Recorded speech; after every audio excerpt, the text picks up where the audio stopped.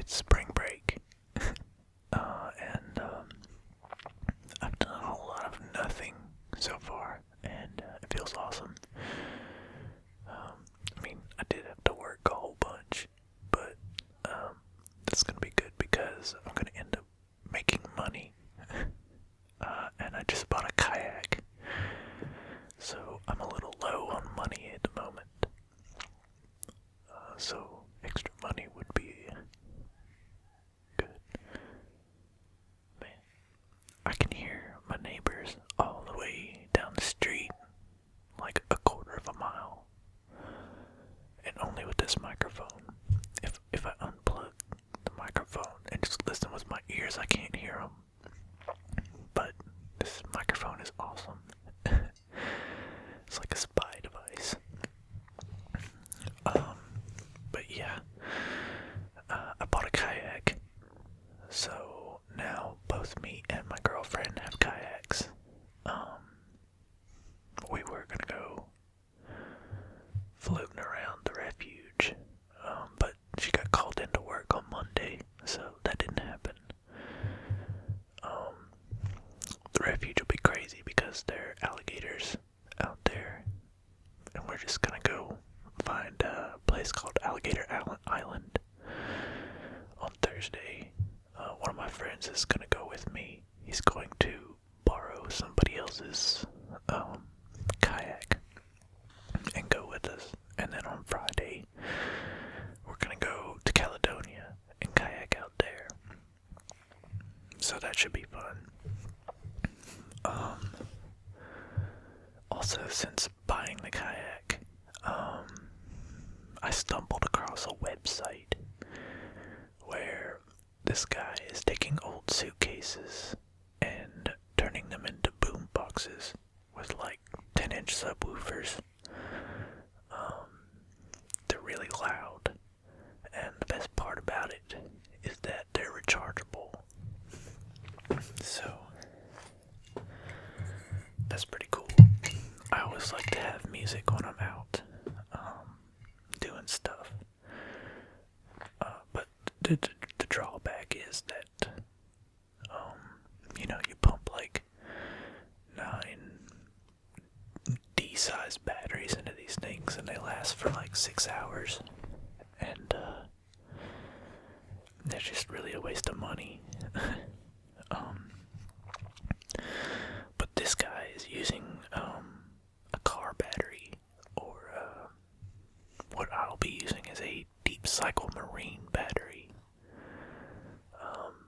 because instead of installing basically a really loud car stereo into a suitcase, I'm going to install it into a cooler, which apparently people do that. It's a big thing in Texas. There's a place, and I'm not sure if it's the same river I saw in San Marcos or not, but there's a place in Texas called the Guadalupe River, where people just inner tube down, and a lot of them will install car stereo systems into a cooler, and then tie the cooler up to a raft. So there's just like this floating cooler that has waterproof speakers and everything, and it just plays really loud music while they're floating down the river. And that sounds awesome. And I want that for this summer. With all the kayaking and camping, it would be nice to have a decent sounding boombox to play the music from. And I'm not sure if it's feasible, but I was also wondering if maybe I could include like a power converter. I'm not sure if it would even, if the battery would even last long enough to power the projector long enough to watch a movie, but I thought it'd be kind of cool if we went camping just to have like the projector come out of this waterproof boom box and just set it up on the top and like drape a blanket over a branch, and we could watch a movie around the campfire, which I think would be really cool. And the movie would have awesome sound because it's coming out of the boombox. But yeah, that's my new project. I want to build a waterproof, ultra badass boombox with a rechargeable battery. So that should be interesting. Because I've never really attempted anything like that. I've never messed with a car stereo in my life. So, but there are a lot of instructions on the internet on how to do everything. If you want to take up collecting dirt, there's a website for that. So, well, let's see, what else? I'm gonna take a drink, because I just got off work, and I want to take a drink of this nasty, nasty Evan Williams.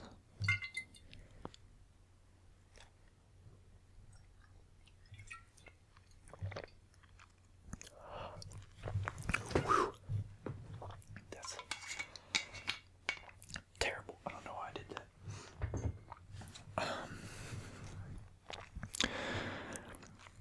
Also, I reformatted my computer the other day, which really does not take a long time on Windows 7. Back in the day, reformatting your computer would take 2 or 3 days. It would take 1 day to erase it, 1 day to install Windows again, and then another day to reinstall drivers for all kinds of stuff that you never even thought in a million years that you'd be using, but are apparently super important. So I did that because basically my computer had gotten really sluggish. It'd gotten some pretty serious PC rot. So, and I'm not gonna download any music or anything like that on this. I just reinstalled Adobe Creative Suites. And this time I actually had enough room left on my hard drive to install Adobe After Effects. So I'm gonna try to figure out how to use that. Which it looks super confusing, but also really cool. I had a video that I shot of my girlfriend just kind of walking around. And I can't remember what it was. It was like Time Warp or something like that, but it made it like super slow motion. And there was like some weird, trippy, like, morphing stuff going on around the bushes, would just morph instead of like blowing. So it's kind of trippy and dreamlike, and I'm gonna mess around with that and see if I can't make some nifty videos.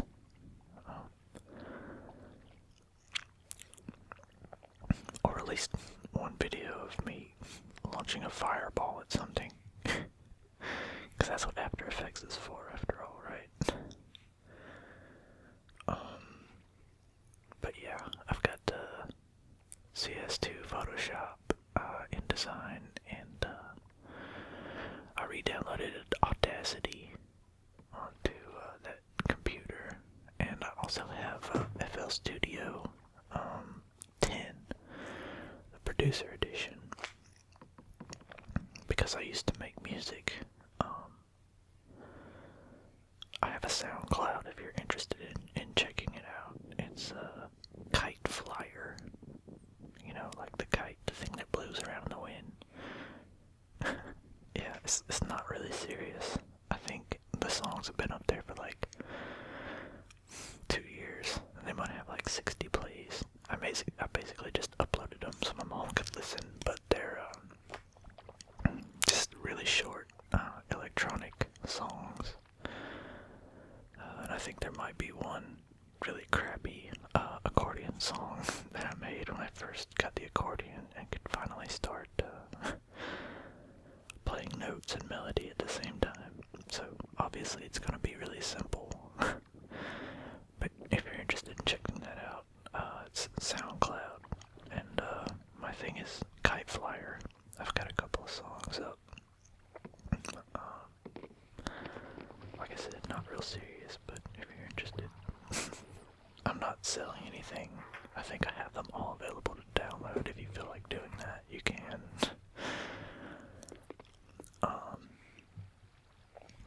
Well, let's see, where am I at? 10 minutes. Oh, man.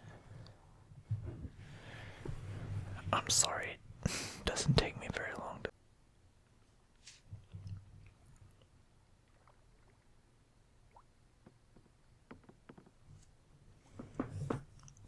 Okay, so the first part of the video, I had a whisper that I had recorded a couple days ago, probably around spring break. Well, it was definitely around spring break because that's how I started the video.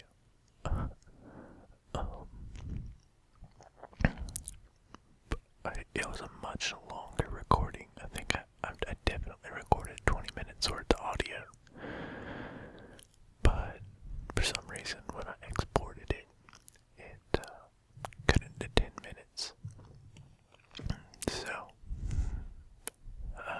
I'm doing this a little bit, but that's okay because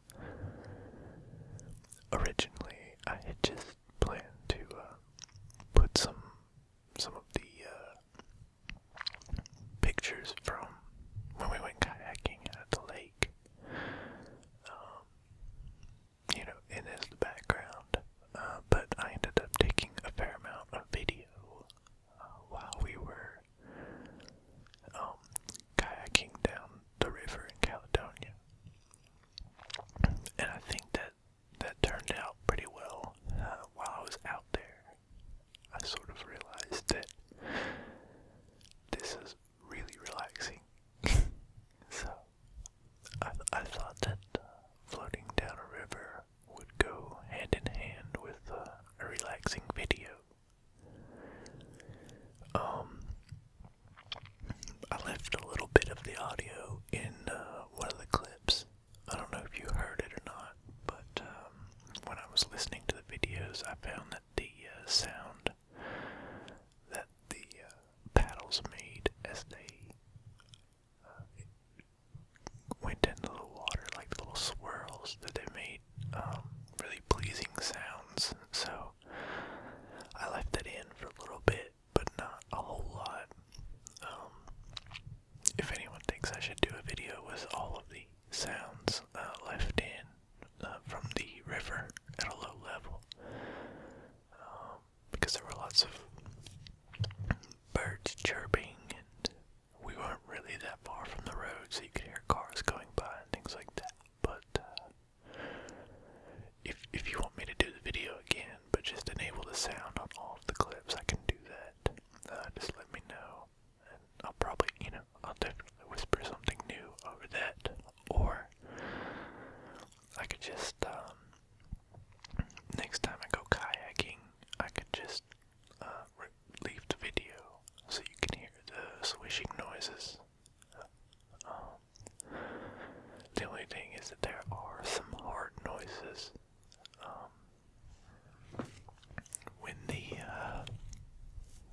when the paddle hits the boat. It makes sort of a loud bassy sound. Me hitting the microphone while I'm doing this doesn't really help a whole bunch.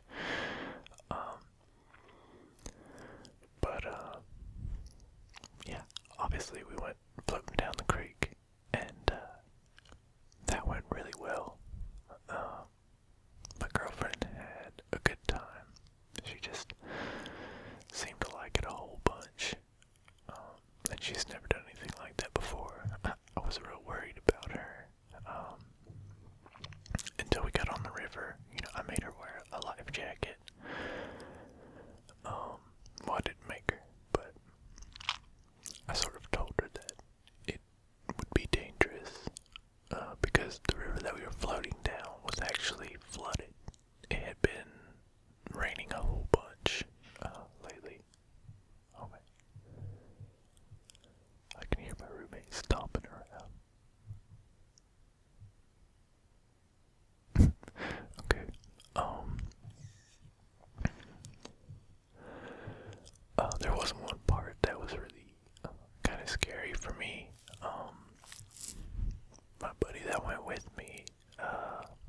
creek split several times since it was flooded. A lot of the places that normally would probably just have like a trickling little stream were actually wide enough and deep enough for several kayaks to travel down.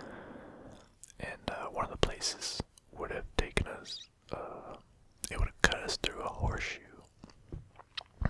And it just looked like it had a lot of fun water obstacles. And he wanted to go down that.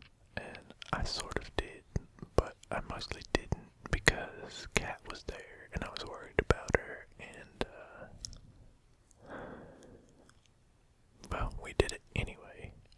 We had a little break on an island right there where the creek split, and then we put in, and let's see, we got around the first little obstacle, and then the second obstacle was just a tree that had fallen across the creek, and the water was going over it, but just barely, and I had to build up a fair amount of speed and sort of ram it and jump over it in the kayak. But I made it over. And the one thing I told her when we set out that day was to keep your kayak straight, pointing towards whatever obstacle you're going at. Because when you flip a kayak is when you get sideways. And then you hit that wave and you just automatically want to fall over. And she hit the tree and she was a little crooked, so the front end got stuck and the back end swung around, and then the current caught the edge of the kayak and just flipped her right over.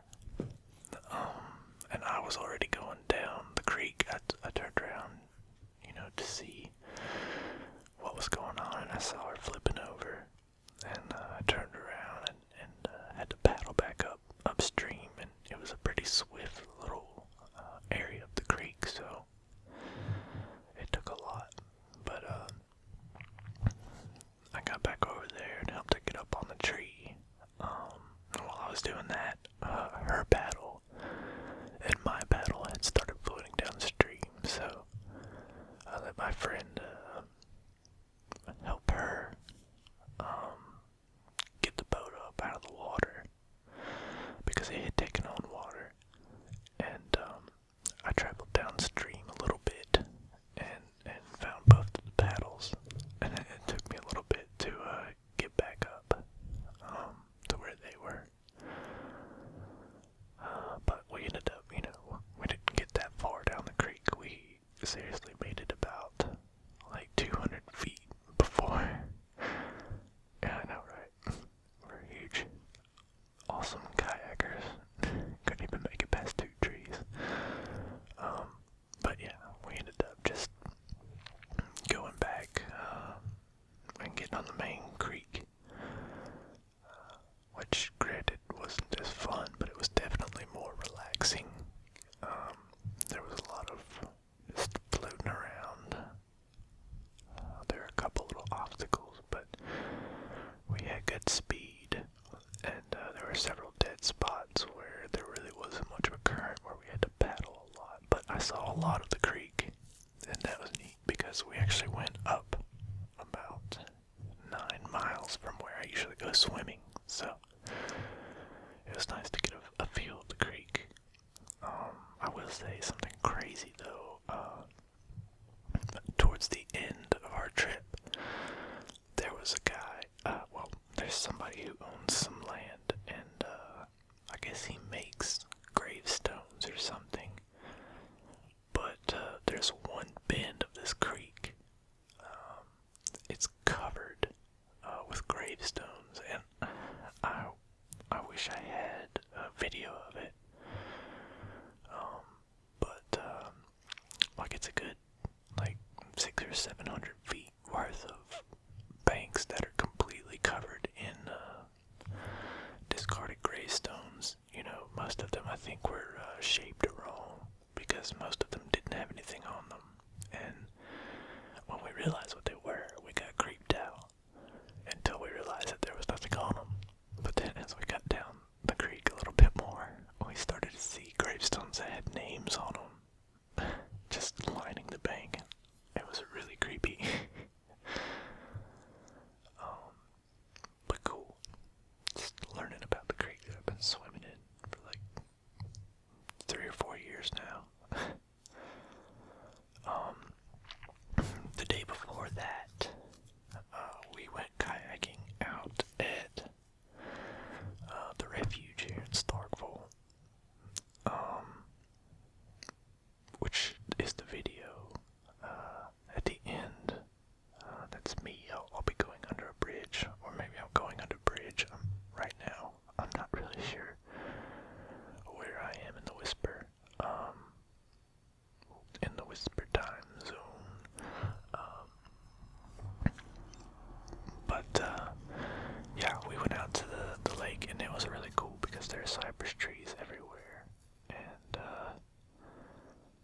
it was just a lot of fun to just sort of get into those trees and just scoot around them, because normally you just don't get to do that. You see them, they're all far off, and it was a lot of fun to scoot through them on the kayak.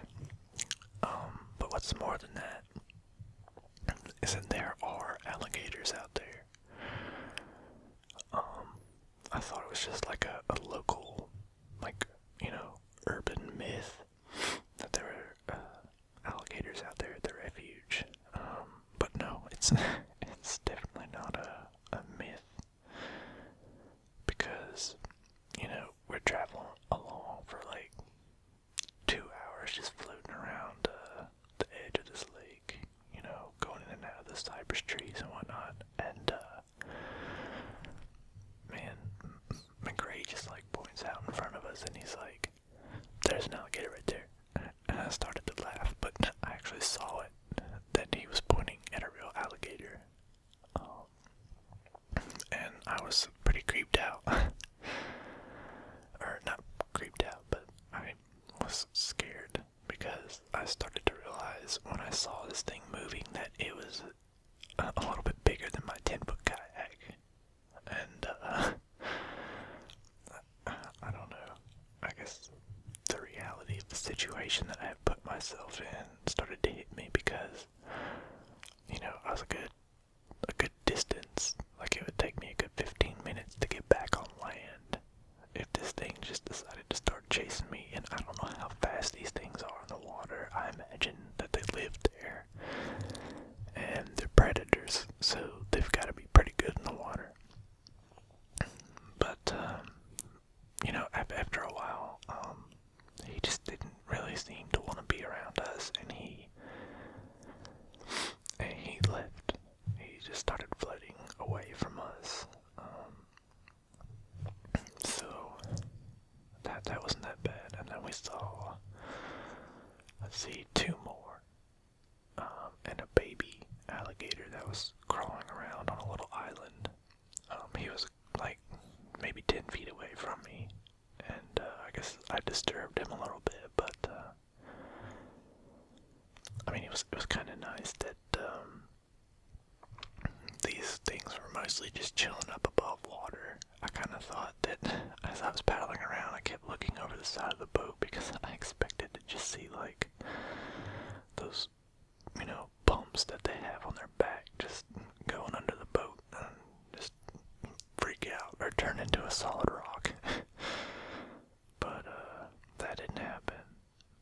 Towards the end, the last alligator we saw, McRae wanted to get closer, so this thing's swimming away from us, and I'm following McRae, and my girlfriend's following me, and I didn't know that we were chasing an alligator until I saw it in front of us, and I was like, "McRae, are you chasing that alligator?" He's like, "Yep."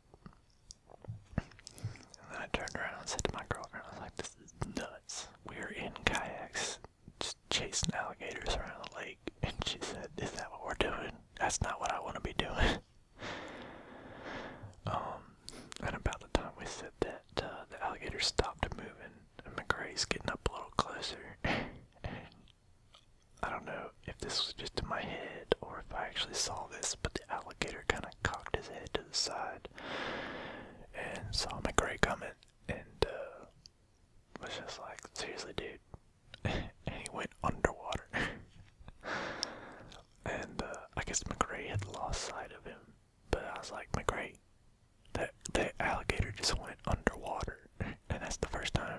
hasn't seen it do that since we got out there. McRae just kicks his paddle backwards, which makes his kayak do a 180, and he just starts giggling. And he's like, "Well, nothing to do here." And just cuts out, paddling as fast as possible.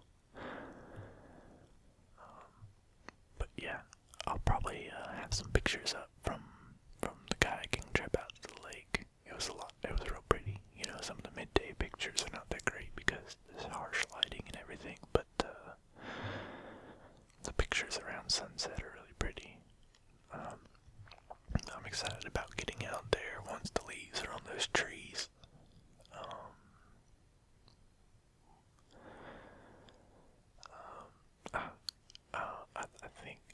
I'm thinking next time I go out there to the refuge, I will take a video camera with me, or my DSLR. Honestly, I've been looking at getting a camera that does high frames per second, so I could do like some slow motion stuff, and then make it even slower in Twixtor, because I think slow motion things are just dreamy, and I kind of want to experiment with some slow motion human bodies flying through the air sort of whisper videos. But we'll see if that happens. And I guess I'm at 16 minutes, so that should have gotten me on into the videos. I can't remember if it was like 19 minutes or 20 minutes. I might have to throw an extra one